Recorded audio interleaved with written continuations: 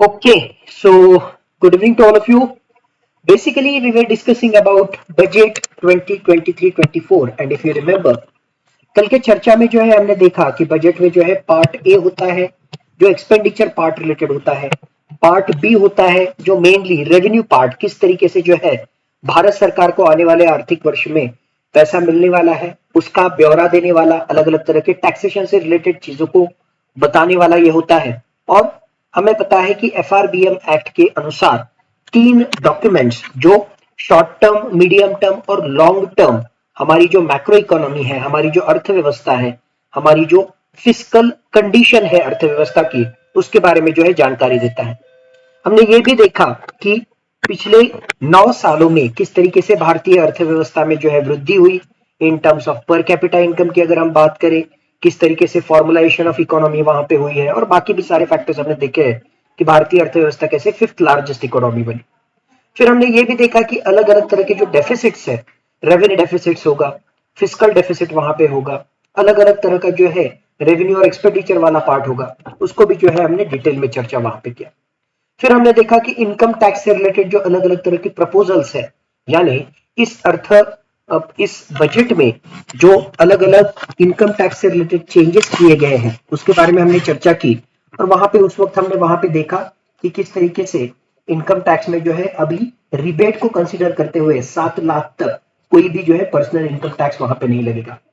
इस अर्थव्यवस्था के जो 7 प्रायोरिटी एरियाज है जिसे हमने कहा है कि अमृत काल के सप्तर्षि, उसके बारे में हमने चर्चा की। और जो 4 फोकस एरियाज है अमृत काल के लिए, जो विजन है, यानी भारत अपने स्वतंत्रता के 100 साल जब कंप्लीट करेगा वर्ष 2047 तक, हमें जिन एरियाज के ऊपर फोकस करना है वो है economic empowerment of woman, tourism से रिलेटेड हमें चीज करनी है, ग्रीन ग्रोथ, किस तरीके से सस्टेनेबल डेवलपमेंट हम हासिल करें उसके ऊपर फोकस करना है, और विश्वकर्मा यानी artisans, those who work with tools, तो उनके ऊपर भी जो है हमें फोकस करना है। तो इन सारी चीजों को जो है हमने पिछली चर्चा में वहां पे देखा था डिटेल में, किस तरीके से पैसा आता है, किस तरीके से पैसा जाता है, अलग अलग तरह के फैक्ट्स एंड फिगर्स के अनुसार, चार्ट्स के अनुसार, ये सारी चर्चा हमने वहां पे की थी। इंक्लूसिव डेवलपमेंट, सबका साथ सबका विकास, इससे रिलेटेड जो है आने वाले समय में सारी जो है फोकस वहां पे रहने वाला है, इसके भी बारे में हमने वहां पे चर्चा की थी। अब ये सारा डिस्कशन हमारा होने के बाद में अब हम मेनली जो है जो एक्सपेंडिचर पार्ट है, भारत सरकार आने वाले एक आर्थिक वर्ष में किस तरीके से जो है ऑलमोस्ट 45 लाख करोड़ रुपीस खर्च करने वाला है, उसके बारे में जो है बेसिक जानकारी हम लेंगे। So out of the total expenditure अगर हम बात करेंगे, सबसे ज्यादा हिस्सा अगर किसी मिनिस्ट्री को जा रहा है that is ministry of defence, almost 5.94 lakh crore rupees ये अगले आने वाले एक आर्थिक वर्ष में भारत सरकार खर्च करने वाला है। दिखने के लिए यह आंकड़ा बड़ा है, सर्टेनली पिछले साल के कंपैरिजन में इस साल डिफेंस एक्सपेंडिचर के ऊपर और ज्यादा हम जो है खर्च करने वाले हैं, लेकिन उसकी अगर बारकाइयां हम देखेंगे, उसके निटिग्रिटीज में हम जाएंगे, तब हमें पता चलेगा कि out of this 5.94 lakh crore rupees only 1.71 lakh crore rupees ये जो है इसे हम कहेंगे कैपिटल एक्सपेंडिचर, या इसे हम कहेंगे डिफेंस मॉडर्नाइजेशन से रिलेटेड, एक तरीके से जो है हमारी संरक्षण व्यवस्था का आधुनिकीकरण करने से संबंधित जो है इन टोटल में से सिर्फ 1.71 लाख करोड़ रुपीस हम खर्च करने वाले हैं। इसका मतलब बाकी जो खर्चा है so called maintenance, so called salaries, pensions, allowances, इससे संबंधित जो है वो खर्च होने वाला है। जिस तरीके से पिछले कुछ सालों में हम भारत की सुरक्षितता से संबंधित अलग अलग जो प्रश्न निर्माण हो रहे हैं उनकी हम चर्चा कर रहे हैं, तो उसको देखते हुए ये खर्चा और बढ़ाने की वहां पे जरूरत जो है वो थी, लेकिन भारत सरकार जो है 5.94 लाख करोड़ रुपीस ही बजटरी एस्टिमेट अगले आर्थिक वर्ष के लिए उतना ही बजटरी एस्टिमेट वहां पे रखा हुआ है। अब तक के अगर बजट का हर एक साल में अगर टोटल बजट और बजट में जो है डिफेंस मिनिस्ट्री से संबंधित जो अलोकेशन किया जाता है, तो हमारे भारत के जीडीपी के एक तरीके से जो हमारा पूरा राष्ट्रीय उत्पन्न है, उस राष्ट्रीय उत्पन्न का ये सिर्फ 1.97% इतना हिस्सा है। यानी बहुत दशकों के बाद ये हो रहा है कि 2% से भी कम जीडीपी के 2% से भी कम हिस्सा डिफेंस मिनिस्ट्री के जो है एक तरीके से उसको अलोकेट किया गया है। सो सर्टेनली उसके पॉइंट ऑफ व्यू से भी जो है कई सारे विशेषज्ञों द्वारा जो है इसको एक तरीके से टीका या एक तरीके से जो है क्रिटिसिज्म भी उसका किया गया है। So basically ministry of defence से रिलेटेड 5.94 लाख करोड़ रुपीस खर्च हो रहा है। नंबर 2 जिसका नंबर वहां पे लगता है that is ministry of road transport and highways. 2.7 lakh crore rupees ये जो है ministry of road transport and highways के लिए भारत सरकार आने वाले एक आर्थिक वर्ष में वहां पे खर्च करने वाला है। और हमें जैसे पता है कि भारत सरकार का ज्यादा से ज्यादा फोकस जो है वो कैपेक्स जिसे हम कहते हैं कैपिटल एक्सपेंडिचर, अलग अलग तरह का इंफ्रास्ट्रक्चर, रास्ते हो, पोर्ट्स हो, अलग अलग तरह के जो है एयरपोर्ट्स हो, रेलवेज हो, इसके लिए जो है ज्यादा से ज्यादा खर्च भारत सरकार वहां पे करने वाला है। और हमें पता है कि इस बजट की एक खासियत जो है 10 लाख करोड़ रुपया यानी पिछले साल के कंपैरिजन में 33% इंक्रीज है। 10 लाख करोड़ रुपया अगले आने वाले एक साल में हम कैपिटल एक्सपेंडिचर के ऊपर समथिंग जिसके माध्यम से जो है एसेट्स कंस्ट्रक्ट होगा, किस तरह का एक्सपेंडिचर उसे हम कहते हैं कैपिटल एक्सपेंडिचर, उसके लिए 10 लाख करोड़ रुपया अगले आने वाले साल में जो है हम खर्च करने वाले हैं। और ये हमारे टोटल जीडीपी का 3.3% वहां पे होगा। सो सर्टेनली इंफ्रास्ट्रक्चर डेवलपमेंट से रिलेटेड भारत सरकार बहुत ज्यादा खर्च कर रहा है, बहुत ज्यादा वहां पे फोकस कर रहा है। और सिर्फ इतना ही नहीं, ग्रांट इन एड की तरह से यानी अनुदान की तरह से जो राज्यों को अगले आने वाले एक साल में मदद दी जाने वाली है उसके माध्यम से भी अलग अलग तरह के इंफ्रास्ट्रक्चर प्रोजेक्ट्स, अलग अलग तरह का कैपिटल एक्सपेंडिचर होने वाला है। सो फॉर प्रैक्टिकल पर्पजेस अगर हम इफेक्टिव कैपिटल एक्सपेंडिचर अगर हम देखेंगे तो 10 लाख करोड़ जो केंद्र सरकार द्वारा प्लस 3.7 लाख करोड़ जो grant in aids for capital expenditure for development of different projects राज्यों को दिया गया है, उसको भी अगर हम जोड़ेंगे तो टोटल 13.7 लाख करोड़ रुपीस इतना जो है अगले आने वाले एक आर्थिक वर्ष में कैपिटल एक्सपेंडिचर होने वाला है। यही लगे हाथ तो हमने और एक जो चीज जो है वहां पे ध्यान में लेनी चाहिए कि पहले से जो है हमारे पास RIDF है, that is rural infrastructure development fund. हमारा जो ग्रामीण भारत है और ग्रामीण भारत की जो ढांचागत सुविधाएं हैं, इंफ्रास्ट्रक्चर है, तो उसको डेवलप करने के लिए भारत सरकार ने RIDF rural infrastructure development fund की पहले से शुरुआत करके रखी हुई है। और इसको मैनेज करने का काम NABARD national bank for agriculture and rural development द्वारा वहां पे किया जाता है। तो जैसे रूरल इंडिया के इंफ्रास्ट्रक्चर डेवलपमेंट के लिए भारत सरकार ने एक तरीके से ये RIDF बनाया था, उसी तरीके से अब अर्बन इंडिया, इसका मतलब शहरी भारत, नागरीकरण जहां पे हुआ है इस तरह की सिटीज में का भी इंफ्रास्ट्रक्चर, शहरी भारत का भी ढांचागत सुविधाएं जो है एक तरीके से इंफ्रास्ट्रक्चर है, उसको डेवलप करने के लिए इस साल के बजट में UIDF urban infrastructure development fund की घोषणा की गई। और ये urban infrastructure development fund NHB national housing bank द्वारा जो है मैनेज किया जाएगा। तो आपको ये पता होना चाहिए UIDF is going to be manage by NHB and RIDF is being manage by NABARD, that is national bank for agriculture and rural development. So ministry of road transport highways 2.7 lakh crore. Next number जो आता है that is ministry of railways, उसके लिए भी जो है 2.4 lakh crore rupees इतना जो है कैपिटल आउटले रेलवे डिपार्टमेंट के लिए या रेलवे मिनिस्ट्री के लिए भारत सरकार ने वहां पे रखा है, which is considered as the highest ever outlay and about 9 times the outlay made in 2013-14, यानी 2013-14 के कंपैरिजन में पिछले 9 सालों में ही अगर हम देखेंगे तो अभी इस साल 2.4 लाख करोड़ रुपीस जो रेलवे से रिलेटेड खर्च करने वाले हैं वो 9 गुना ज्यादा है एज कंपेयर टू 2013-14 का जो डेटा है या बजटरी एस्टिमेट्स वहां पे है। और इसके माध्यम से अलग अलग तरह के क्रिटिकल इंफ्रास्ट्रक्चर प्रोजेक्ट डेवलप होने वाले हैं। हर एक गांव तक किस तरीके से जो है कनेक्टिविटी बढ़े, इसके लिए फोकस किया जाने वाला है। अलग अलग तरह के पोर्ट्स हो, coal, steel, fertiliser, food grain sectors, इनको भी जो है एक तरीके से अगर हम इन कनेक्टिविटी के माध्यम से अगर जोड़ सके तो भारत के आर्थिक विकास में इसका बहुत ज्यादा वहां पे फायदा होने वाला है। सो बेसिकली रेलवेज के लिए भी 2.4 लाख करोड़ का जो है आवंटन वहां पे किया गया है। और फिर उसके बाद में आप देखोगे नेक्स्ट नंबर जो आता है PDS पब्लिक डिस्ट्रीब्यूशन सिस्टम से related ministry of consumer affairs होगा, फिर मिनिस्ट्री ऑफ होम अफेयर्स होगा जिसमें CRPF और बाकी चीजों का भी वहां पे समावेश होता है। Ministry of chemicals and fertilizers, ministry of rural development, ministry of agriculture and farmers welfare and ministry of communications, इनका सबका जो है उसमें समावेश होते हुए आपको वहां पे दिखाई देगा। इस साल जो है अप्रोक्सीमेटली 62,000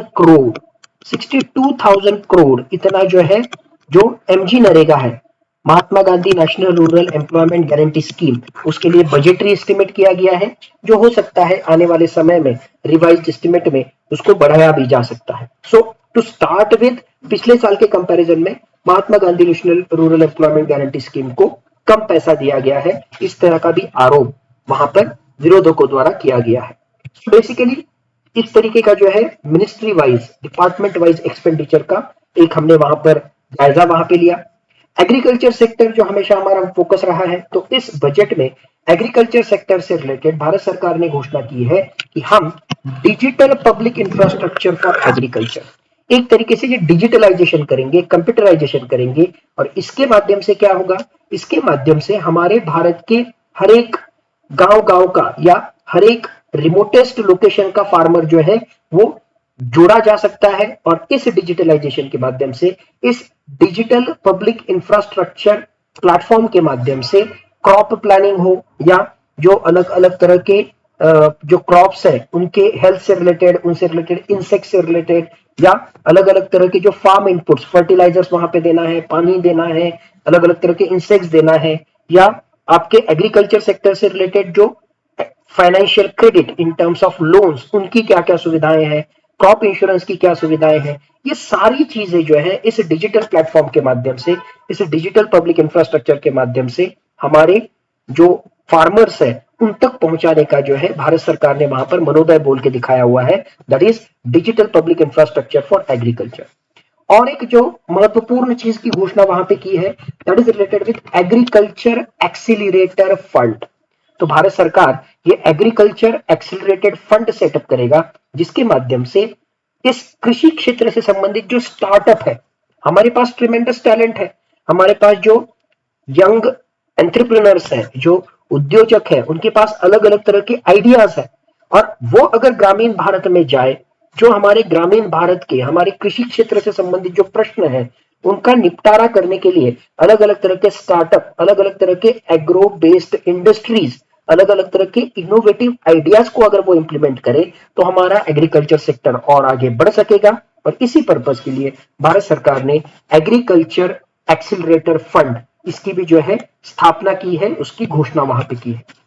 हॉर्टिकल्चर सेक्टर से संबंधित फलोत्पादन हम जिसे कहते हैं, सो उससे रिलेटेड भारत सरकार आत्मनिर्भर हॉर्टिकल्चर क्लीन प्लांट प्रोग्राम, इसकी घोषणा की है, जिसके माध्यम से disease free quality planting material related with this horticulture, यानी इन फलोत्पादन से संबंधित जो बीज रहेगा या जो उसके जो है सेपलिंग्स रहेंगे, जो प्लांट्स रहेंगे, तो वो बेहतरीन क्वालिटी के हो, डिसीज फ्री हो। और ये अगर इस तरीके का disease free quality planting material अगर वहां पे रहेगा for high value horticultural crops, तो हॉर्टिकल्चर के माध्यम से भी जो है एग्रीकल्चर सेक्टर में बहुत सारी वृद्धि वहां पे हो सकती है, और फार्मर्स का भी जो है उसमें फायदा हो सकता है, और एग्रीकल्चरल एक्सपोर्ट भी हमारा बढ़ सकता है। इस पर्पज के लिए आत्मनिर्भर हॉर्टिकल्चर क्लीन प्लांट प्रोग्राम, इसके लिए 2200 करोड़ रुपया भारत सरकार आने वाले वर्ष में खर्च करने वाला है। As far as agricultural credit is concern, यानी जो फार्मर्स है या हमारा जो रूरल इंडिया है, और इस कृषि क्षेत्र को सही तरीके से वित्त पुरौठा हो, वित्त सहाय्य हो, इसके लिए भारत सरकार जो है इस आने वाले वर्ष में 20 lakh crore agricultural credit target जो है ये 20 लाख करोड़ तक वहां पर बढ़ाएगा। और इस एग्रीकल्चरल क्रेडिट को मेनली कहां पे फोकस किया जाएगा, जो अलाइड काइंड ऑफ एक्टिविटीज है, जैसे फॉर एग्जांपल एनिमल हस्बेंड्री है, जैसे फॉर एग्जांपल डेयरी सेक्टर है, जैसे फॉर एग्जांपल फिशरीज सेक्टर है, इससे रिलेटेड ये एग्रीकल्चरल क्रेडिट जो है बड़े पैमाने पर वहां पर खर्च किया जाएगा। इस बजट में यह भी घोषणा की गई कि प्रधानमंत्री मत्स्य संपदा योजना, उसकी एक नई सब स्कीम बनाई जाएगी, जिसके माध्यम से फिशरीज सेक्टर जो है, हमारा मत्स्य उत्पादन क्षेत्र जो है, उसको भी और वित्त पुरौठा और जो है कर्जा और जो है पैसा वहां पर भारत सरकार द्वारा उपलब्ध करा के दिया जाएगा। सो मेनली जो अलाइड एक्टिविटीज है, एग्रीकल्चर अलाइड एक्टिविटीज है, उसके ऊपर इस बजट में काफी सारा फोकस दिया गया, आपको वहां पे दिखेगा। एक सबसे महत्वपूर्ण जो चीज है वो था फोकस ऑन मिलेट्स, श्री अन्न, उसको उन्होंने कहा है श्री अन्न। वी आर अवेयर अभी जो है ये साल यानी वर्ष 2023 यूनाइटेड नेशंस द्वारा डिक्लेयर किया गया है, that is it is the international year of millets. Millets यानी मराठीमध्ये आपण ज्याला म्हणतो जाडं भरड धान्य, तृणधान्य, इसका मतलब कोर्स सीरियल्स, ज्वार हो, बाजरा हो, रागी हो, okay, so that fall within the category of coarse cereals, millets. So Bharat सरकार की पहल से पहले हमने food and agricultural organisation FAO, जिसका हेडक्वार्टर रोम में है, उसको हमने ये प्रपोजल दिया और भारत सरकार के इनिशिएटिव की वजह से अब अंतरराष्ट्रीय स्तर पर यूनाइटेड नेशंस ने भी ये बात मानी और इसकी वजह से वर्ष 2023 ये जो है इंटरनेशनल ईयर फॉर मिलेट्स, तृणधान्य वर्ष, इस तरीके से जो है अंतरराष्ट्रीय तृणधान्य वर्ष बोलकर जो है वहां पर सेलिब्रेट किया गया। अब भारत का जो है इसमें बहुत सारा फायदा है या बहुत तरीके से जो है भारत इसमें बेनिफिट होने वाला है, क्योंकि भारत जो है विश्व में largest producer and second largest exporter of this millets, जिसे हम श्री अन्न बोलते हैं, यानी जिसमें ज्वार, रागी, बाजरा और अलग जगह पर कुट्टू, रामदाना, कंगनी, कुटकी, कोडो, चीना, सामा, ये अलग अलग तरह की वैरायटी के नाम है हमारे सदर्न स्टेट्स में, उसको अलग अलग नामों से वहां पे पुकारा जाता है। तो मेनली ये सारे कोर्स सीरियल्स है और भारत विश्व में सबसे ज्यादा कोर्स सीरियल का उत्पादन करने वाला देश है। भारत विश्व में सेकंड लार्जेस्ट एक्सपोर्टर ऑफ इस तरह के जो है कोर्स सीरियल्स का सेकंड लार्जेस्ट एक्सपोर्टर इस तरह का देश है। तो सर्टेनली अगर इस तरह की जागृति होगी तो भारत को एक्सपोर्ट करने में भी फायदा होगा। इन जो कोर्स सीरियल्स का, मिलेट्स का उत्पादन करने वाले जो हमारे फार्मर्स हैं उनको भी वहां पे फायदा होगा। और ये जो कोर्स सीरियल्स है, मिलेट्स है, ये हाईली न्यूट्रिशियस है, दैट्स व्हाई उसको न्यूट्री सीरियल्स भी कहा जाता है। उसमें जो है बहुत ज्यादा पैमाने पर विटामिन ए और विटामिन डी होते हैं, उसमें बहुत ज्यादा पैमाने पर अलग अलग तरह के मिनरल्स होते हैं, जिसमें कैल्शियम का भी समावेश वहां पर है। इसमें बहुत अच्छे क्वालिटीज के लो ग्लाइसेमिक इंडेक्स वाले और अच्छे क्वालिटीज के कार्बोहाइड्रेट्स भी वहां पे होते हैं, प्रोटीन्स भी होते हैं, यानी carbohydrates, proteins, minerals, vitamin A, vitamin D, इन सबका मिश्रण अगर किसी चीज में है तो वह है कोर्स सीरियल्स या जिसे हम मिलेट्स कहते हैं। और इसको ही फोकस करने का इस बजट में जो है वहां पर घोषणा की गई है और as such this year is being celebrated as international year of millets. और Indian institute of millet research, ये हमें पता होना चाहिए कि इस कोर्स सीरियल से रिलेटेड संशोधन करने के लिए हैदराबाद में there is International Indian institute of millet Research, तो इसको भी सपोर्ट किया जाएगा and it will be converted as a centre of excellence. अलग अलग तरह का संशोधन उससे संबंधित किया जाएगा so that best practices, research and technologies at international level, those can be developed at this Indian Institute of Millet Research Hyderabad. Nutrition से रिलेटेड दो महत्वपूर्ण संस्थाएं हैदराबाद में है, एक जो है that is national institution for nutrition, जिसे हम कहते हैं NIN। सो NIN ये भी जो है हैदराबाद में है और दूसरी Indian institute of research for Hyderabad, ये भी जो है हैदराबाद में है। सो एग्रीकल्चर सेक्टर से रिलेटेड ये चीज हमें पता होनी चाहिए। और एक जो स्कीम है that is Gobar Dhan scheme. So basically it has nothing to do with gobar. Gobar Dhan scheme is galvanizing organic bio agro resources dhan, यानी इस तरीके का हमें एग्रीकल्चरल प्रैक्टिस करना है जिसके माध्यम से वेस्ट टू वेल्थ, एक तरीके से जो है जो वेस्ट जा रहा है उसको वेल्थ में कैसे कन्वर्ट करें, in other way recycling, reusing, इस तरह के टेक्निक को जो है हम ज्यादा से ज्यादा बढ़ावा देने वाले हैं। और ऑलरेडी हमने एक सेपरेट लेक्चर में इसकी चर्चा की थी, सर्कुलर इकोनॉमी हम जिसे कहते हैं कि कोई भी जो वेस्ट प्रोडक्ट है या उसका बाय प्रोडक्ट है, उस बाय प्रोडक्ट को फिर से साइकिल में लेके उसमें से कोई दूसरी नई चीज बनाना या उसको जो है फिर से सप्लाई चेन में इंक्लूड करना, इस तरह की पद्धति को सर्कुलर इकोनॉमी में हम कंसीडर करते हैं और भारत जो है उसमें पहल ले रहा है। गोबरधन स्कीम भी जो है उसका ही एक पार्ट है। आने वाले समय में एटलीस्ट 500 नए इस तरीके के waste to wealth plant, Gobardhan program के माध्यम से भारत सरकार वहां पे एस्टैब्लिश करने वाला है। Then health education and skilling, इससे रिलेटेड भी इसमें कुछ घोषणाएं की गई। 157 न्यू मेडिकल कॉलेजेस के साथ में 157 न्यू नर्सिंग कॉलेजेस वहां पे शुरू किए जाएंगे। एक महत्वपूर्ण घोषणा, सिकल सेल एनीमिया, जो एक तरीके से हेरिडिटरी डिसऑर्डर है, जेनेटिक डिसऑर्डर है, जिसमें हमारे आरबीसीज का शेप सिकल जैसा होता है, एक तरीके से जिसे हम कहते हैं ना कि जो खेत में जो धान काट करने के लिए जो वहां पे होता है, so that is called as sickle. So इसकी वजह से जो है हमारे आरबीसीज रिजिड हो जाते हैं और वो बहुत ज्यादा पैमाने पर टूट जाते हैं। इन पेशेंट्स में एनीमिया होता है, जिसे जेनेटिक डिसऑर्डर। सो इस सिकल सेल एनीमिया के ट्रीटमेंट से रिलेटेड, सिकल सेल एनीमिया से रिलेटेड अवेयरनेस बढ़ाने से रिलेटेड भारत सरकार प्रयास करने वाला है और भारत सरकार ने टारगेट रखा है so as to eliminate the sickle cell anaemia by year 2047। So इस चीज को भी जो है हमें फोकस करना है। सो यहाँ पर अगर हम देखेंगे तो मोटा मोटी तौर पर जो मेजर स्कीम्स है जिसके लिए खर्च किया जाएगा, सो डेवलपमेंट ऑफ फार्मास्यूटिकल इंडस्ट्री के लिए जो है ऑलमोस्ट 1250 करोड़ वहां पे खर्च किए जाएंगे। जल जीवन मिशन, हर घर जल, ये जो है प्रधानमंत्री नरेंद्र मोदी का एक फ्लैगशिप प्रोजेक्ट वहां पे इस केस में था, तो उसके लिए भी जो है 70,000 करोड़ रुपया इस बजट में जो है आवंटित किए गए हैं। एकलव्य मॉडल रेसिडेंशियल स्कूल, जिसके माध्यम से ट्राइबल एरियाज में बच्चों को जो है वहां पे पढ़ाया जाएगा, उनको ट्रेनिंग दी जाएगी। सो ये एकलव्य मॉडल रेसिडेंशियल स्कूल्स के लिए भी ऑलमोस्ट 6,000 करोड़ रुपया आने वाले आर्थिक वर्ष में भारत सरकार खर्च करने वाला है। सो अगर पिछले